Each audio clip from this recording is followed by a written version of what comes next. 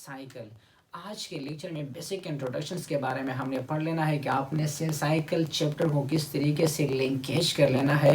First year biology, या अगर मैं आपकी बुक्स के अंदर बात करूं सेल एंड टिश्यूज़ के साथ आपने किस तरीके से रिलेट कर लेना है। तो चलिए स्टार्ट कर लेते हैं सेल साइकिल। सेल साइकिल के नीचे मैंने एक साइंटिस्ट का नाम लिखा है। Before going to start what is cell cycle, सबसे पहले आपने इस थ्योरी को अंडरस्टैंड कर लेना है।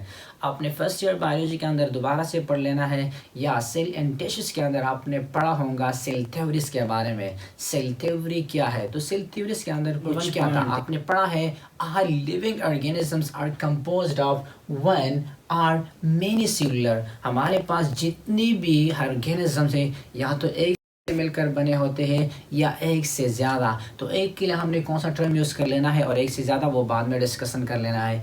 दूसरा पॉइंट आपने सेल थ्योरीज के बारे में पढ़ा है कि जितनी भी सेल है उसके अंदर हमारे पास हेरिडिटी मटेरियल होता है, डीएनए होता है, क्रोमोसोम्स होता है। और मोस्ट इंपॉर्टेंट, जिस तरह यहाँ पे मैंने साइंटिस्ट का जिक्र किया है रोडल्फ विर्च्यू, इसने क्या कहा था कि हमारे पास जितनी भी सेल है वो पहले सेल से मिलकर क्या है, वो पहले सेल से, यानी all new cell arises from pre existing cell. पहले से हमारे पास एक सेल मौजूद होता है, उसके बाद हमारे पास इस तरह सेल डिवीजन वगैरह होता है। तो सबसे पहले आपने क्या कर लेना है, इस सेंटेंस को कंसेप्चुअल अंडरस्टैंड कर लेना है कि रोडल्फ विर्च्यू ने क्या कहा था। उसने कहा था कि हमारे पास जितनी भी सेल है, ऑल न्यू सेल्स के बारे में, ऑल न्यू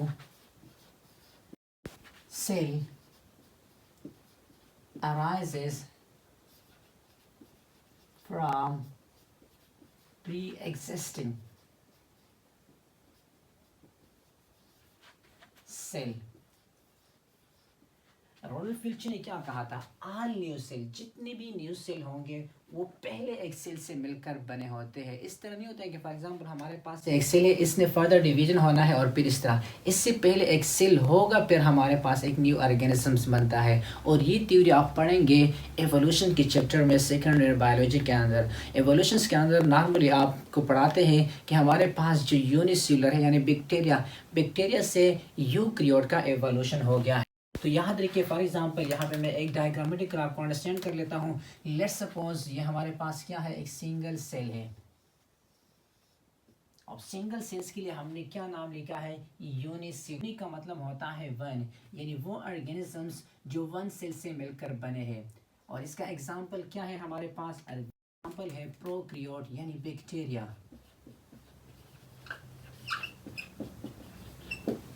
अब जस्ट यहाँ पे देख लें, अगर इस सेल्स को फर्दर हम डिवाइड करेंगे तो ये हमारे पास दो सेल्स के अंदर क्या होगा, इसका डिवीजन होगा। ये एक सेल हो गया, ये दो सेल। एक से ज़्यादा सेल्स के लिए यहाँ पे मैंने लिखा है मल्टीसेलुलर। दो या दो से ज़्यादा सेल से जब एक ऑर्गेनिजम्स बनता है तो इसको हम मल्टीसेलुलर ऑर्गेनिजम्स कहते हैं, लाइक मी यानी यूकैरियोट। हमारे पास इसका एग्जांपल क्या है, यूकैरियोट। और याद रखिए एमसीक्यूज पॉइंट ऑफ व्यू से कभी कभार स्टूडेंट्स कंफ्यूज होते हैं कि यूकैरियोट से क्या मतलब होता है। याद रखिए यूकैरियोट्स के अंदर हमारे पास एनिमल भी आ सकते हैं, प्लांट भी, और इस तरह अगर हम बात करें फंजाई या फंगस और प्रोटोजोम, इसके भी अंदर भी आता है। तो मल्टीसेलुलर्स के अंदर हमारे पास क्या आता है, यूकैरियोट। अब ये हमारे पास जो प्रोकैरियोट है और यूकैरियोट, इसके अंदर सेल साइकिल के अंदर हमने पढ़ लेना है cell division.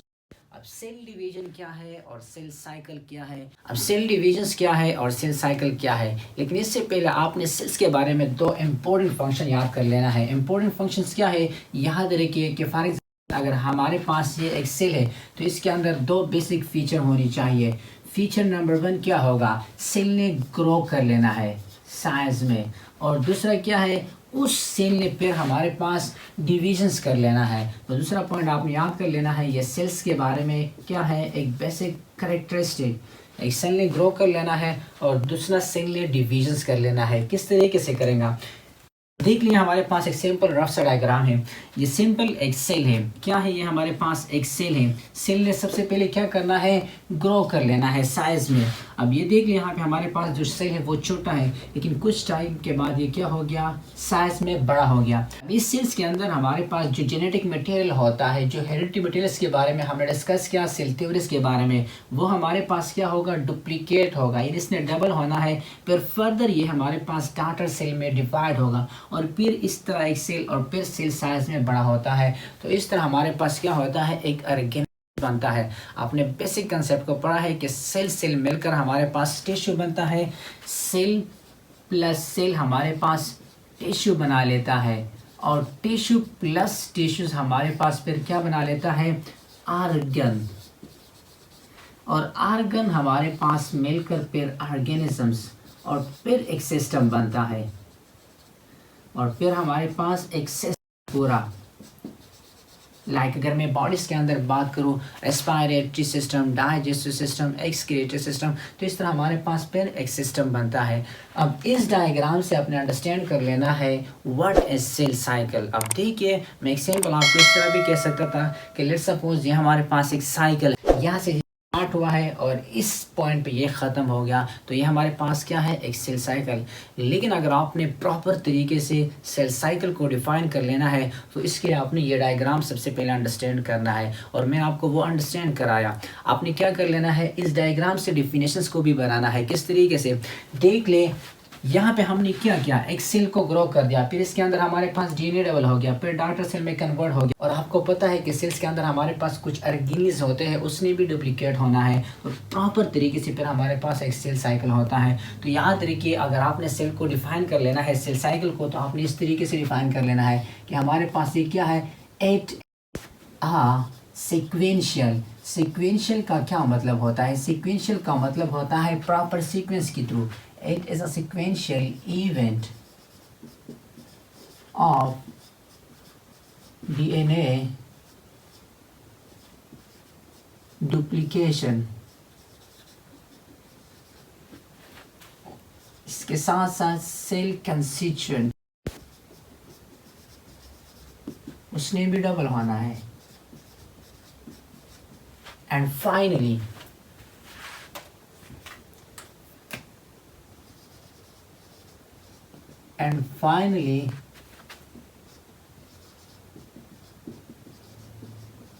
divided into two dot cell।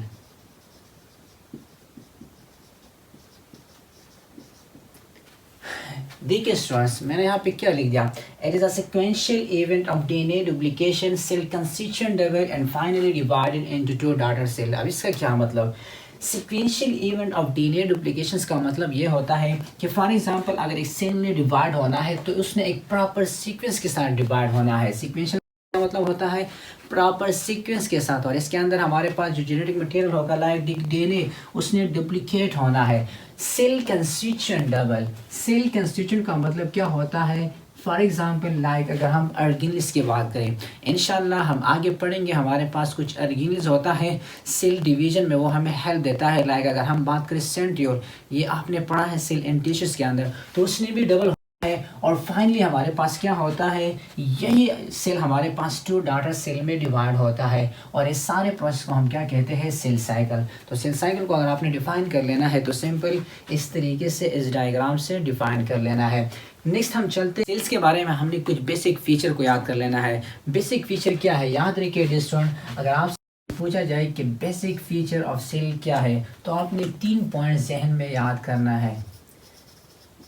Basic feature, एक तो ये कि हमारे पास ये जो सेल साइकिल होता है हमने डायग्राम्स के अंदर डिस्कस किया एक प्रॉपर सीक्वेंस, तो हमारे पास अगर इसके अंदर सेल साइकिल होता है तो कोऑर्डिनेटेड इवेंट होता है, कोऑर्डिनेटेड इवेंट। अब इसका क्या मतलब कोऑर्डिनेटेड इवेंट, आगे हम डिस्कस करेंगे डायग्राम्स के थ्रू। दूसरा हमारे पास क्या होता है, अगर एक सेल ने डिवाइड होना है तो इसके अंदर हमारे पास अंडर जेनेटिक कंट्रोल होगा। और तीसरा मोस्ट इम्पोर्टेंट, ये डिपेंड कर लेता है सेल की टाइप पे, डिपेंड अपॉन सेल टाइप।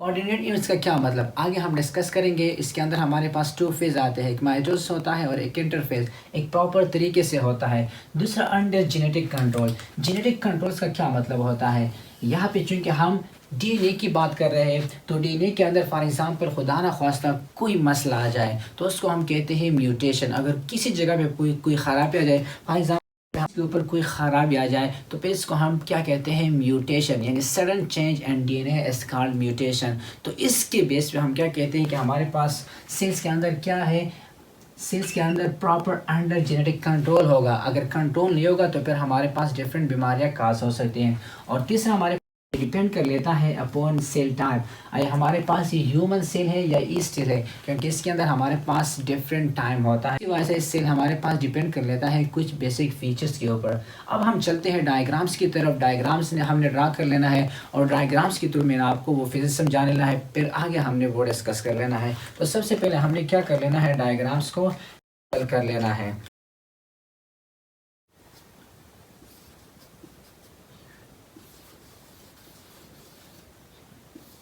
अब देखिए स्टूडेंट, इस डायग्राम्स के अंदर ये हमारे पास क्या है, सेल साइकिल का डायग्राम। इसके अंदर मैंने कुछ टर्म लिखे हैं Mg1 Sg2। अब इसका क्या मतलब, सबसे पहले आपने कुछ बेसिक कंसेप्ट को अंडरस्टैंड कर लेना है इस डायग्राम्स के अंदर, क्योंकि ये आगे हमने डिस्कस कर लेना है हर लेक्चर्स के अंदर। याद रखिए हमारे पास यहाँ पे मैंने एम्स के लिए क्या लिखना है, एक पॉइंट लिखना है, और ये पॉइंट्स आपकी जहन में हर वक्त आनी चाहिए। पॉइंट्स क्या है, फॉर एग्जांपल यहाँ पे हमारे पास पॉइंट है, इस पॉइंट से मैंने स्टार्ट लेना है और इस तरह मैंने आना है यहाँ तक, इस एंड तक। यानी इसके अंदर जितना भी प्रोसेस होगा, इस स्टेज को या इस फेज को हम माइटोसिस कहेंगे। एम का मतलब क्या होता है, माइटोसिस। माइटोसिस के अंदर याद रखिए स्टूडेंट, यहाँ पे मैंने एक वर्ड लिखा है सेल डिवीजन। सेल डिवीजन का जो प्रोसेस होता है वो ऑलमोस्ट कंप्लीट होता है माइटोसिस अंदर। फिर आगे हमारे पास इसकी प्रिपरेशन होता है, सेल ने ग्रो कर लेना है, सेल ने रिप्लिकेशंस कर लेना है। इसके अंदर हमारे पास कुछ जेनेटिक मटेरियल या अर्गिनिज होता है, अर्गिनिज है, उसने डुप्लीकेट होना है। तो ये सारा का सारा प्रोसेस हमारे पास इन तीनों फेजेस के अंदर चलता है। लेकिन माइटोसिस के अंदर पॉइंट क्या होगा, याद रखिए इसके अंदर हमारे पास ऑलमोस्ट कंप्लीट डिवीजन। यहाँ पे हमारे पास क्या होता है, कंप्लीट डिवीजन, यानी यहाँ पे हमारे पास कंप्लीट होता है। और आगे हमारे पास जिस तरह ये G1 आ रहा है, फिर हमारे पास S फेज आ रहा है, S फेज, और इस तरह G2 फेज। तो याद रखिए G1 के अंदर इसने ग्रो कर लेना है, आगे फिर हम डिटेल के साथ पढ़ेंगे। इसके अंदर हमारे पास रिप्लिकेशन ऑफ डीएनए होता है, और हमारे पास जो G2 फेज है इसके अंदर दोबारा से इसने प्रिपेयर हो रहा है माइटोसिस फेज के लिए। याद रखिए माइटोसिस के अंदर अगर आगे हमने डिस्कस कर लेना है तो इसके अंदर हमारे पास दोबारा से कुछ फेजेस आते हैं, और इसके लिए आपने अभी से एक शॉर्टकट को याद कर लेना है। शॉर्टकट हमारे पास, शॉर्टकट क्या है, PMAT, पमाड। P से क्या मतलब, प्रोफेज, इस तरह M से मेटाफेज, A से एनाफेज, एंड T से टीलोफेज। तो ये फेज भी आपने अभी से याद कर लेना है, आगे हमने इसको बहुत डिटेल से डिस्कस कर लेना है। और इससे आगे जो हमारे पास फेज आ रहे हैं G1, S और G2, इसके लिए हमने एक अलग नाम देना है, और वो अलग नाम हमारे पास क्या होगा, एंटरफेज। क्या नाम होगा, एंटर फेज। अब जिस तरह हमने स्टार्ट में डिस्कस किया कि अगर सेल ने डिवाइड होना है तो इसके दो फेज की रिक्वायरमेंट, नंबर वन क्या है, माइटोसिस, और दूसरा हमारे पास क्या है, एंटरफेज। और एंटरफेज के अंदर फर्दर हमारे पास 3 फेज आते हैं। फेज नंबर वन क्या है, फेज नंबर वन हमारे पास है G1, दूसरा क्या है S, और इस तरह तीसरा हमारे पास क्या है, G2।